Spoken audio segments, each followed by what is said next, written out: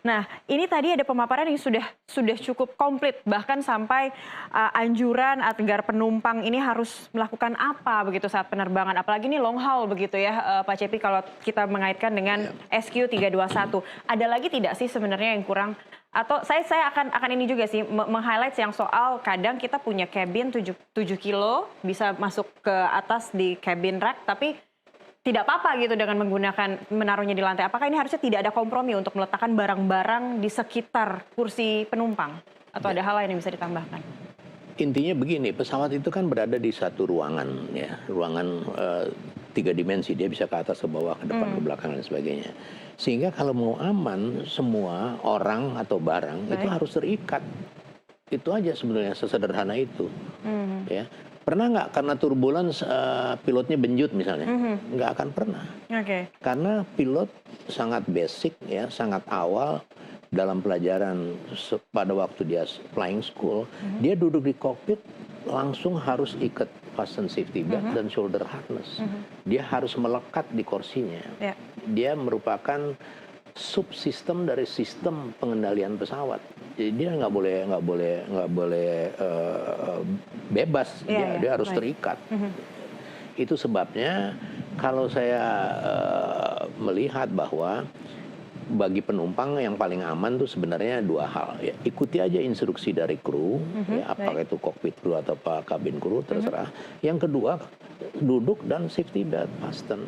Itu aja sebetulnya yang dikerjakan oleh penumpang. Iya, tapi kecenderungan long haul ini yang mungkin tidak bisa diantisipasi juga, tidak bisa terus diawasi oleh cabin crew. Ya, itu namanya disiplin. Nah, bagaimana kita menerapkan disiplin?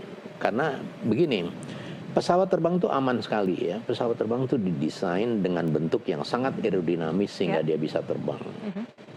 Konstruksi pesawat dibentuk dengan bahan-bahan, dengan penelitian, dengan segala macam, dengan teknologi yang sangat canggih, sehingga dia juga mempunyai toleransi kalau terjadi turbulensi.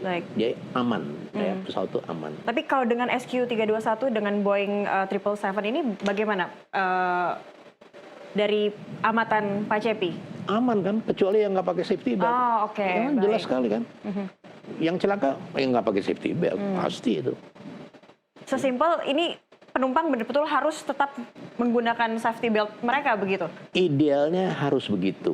Ya tentunya orang kan nggak bisa terus-terusan, ya. Ada toleransi lah. Kalau memang dia mesti ke belakang apa segala macam, seperlunya aja lah. Kalau udah ya balik lagi atau.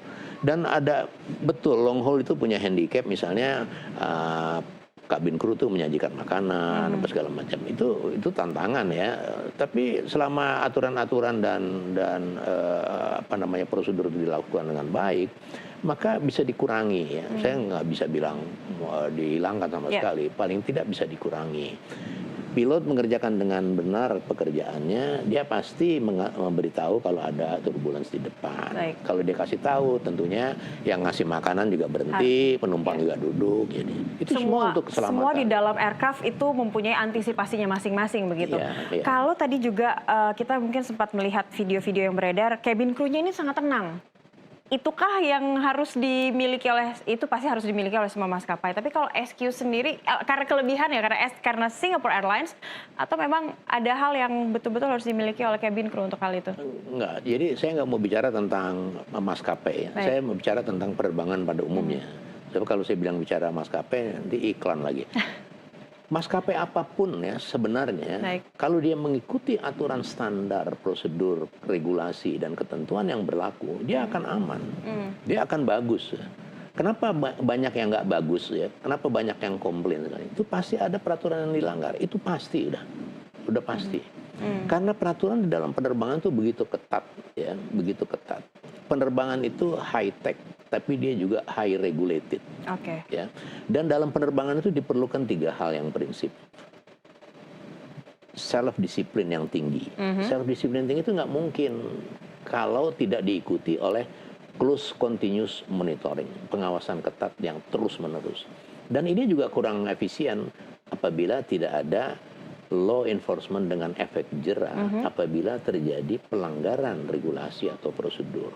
Jadi 3 ini harus ini syarat penerbangan. Ya. Dan penerbangan itu makanya sering disebutkan bahwa dunia penerbangan, lingkungan penerbangan itu sebenarnya conveyor belt mengantar masyarakat ke peradaban. Bahwa orang harus mengerjakan segala sesuatu sesuai aturan, Dari sesuai rujukan, ada Oke. pedomannya. Oke. Nggak bisa ngarang-ngarang begini-begini, nggak bisa. Iya, karena ini Harus. terkait dengan safety sampai ke tempat tujuan begitu Iya, Pak Cepi. iya. Ini kalau tadi kita di awal ada 71% kecelakaan pesawat itu sebenarnya karena turbulens. Sementara tadi kita sempat bicara turbulens sangat bisa kecelakaan karena turbulensi sangat bisa dihindari. Tapi seperti apa ini data yang dinyatakan juga oleh Federal Aviation Administration ini? Tadi yang kalau saya katakan itu kan idealnya seperti Iya, itu. baik. Ya. Actualnya ya kita kan nggak bisa menghindari. Kecelakaan itu bisa terjadi kapan aja, di mana aja. Kapan aja, di mana. Tapi kalau dilihat persentase kecelakaan pesawat terbang dengan kecelakaan moda transportasi darat sama laut, jauh lebih aman. Pesawat lebih aman ya? Kenapa? Karena memang dia diatur. Dia diatur seketat mungkin untuk aman.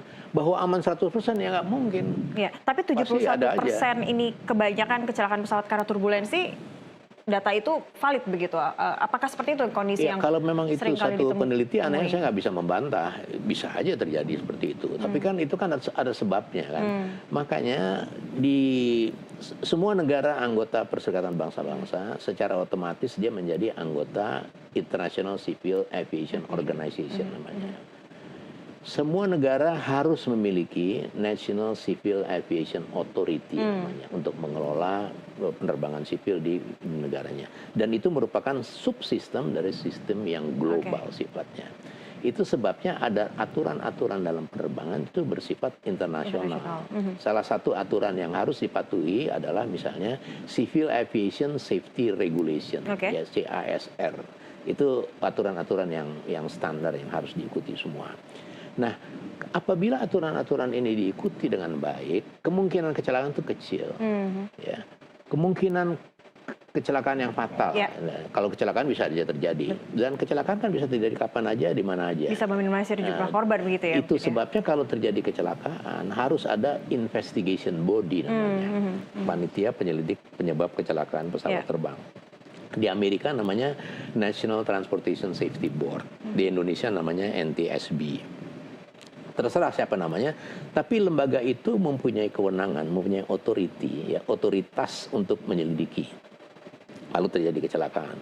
Tujuannya apa? Tujuannya cuma satu, supaya kecelakaan dengan penyebab yang sama tidak terulang kembali.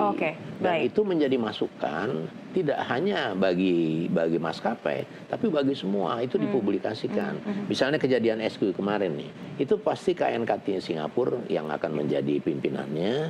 Dia akan bekerja sama dengan KNKT-nya Thailand. Dia akan bekerja sama juga dengan investigation body dari pabrik pesawat Boeing. Itu pasti. Dan mereka menyelidiki sehingga mereka sampai pada satu kesimpulan, oh kejadian SQ321 karena itu adalah karena A, B, C, D yang berkontribusi dan kemudian ada rekomendasi dia menyarankan agar A, B, C, D supaya tidak terulang. Harus melakukan apa ya? Baik.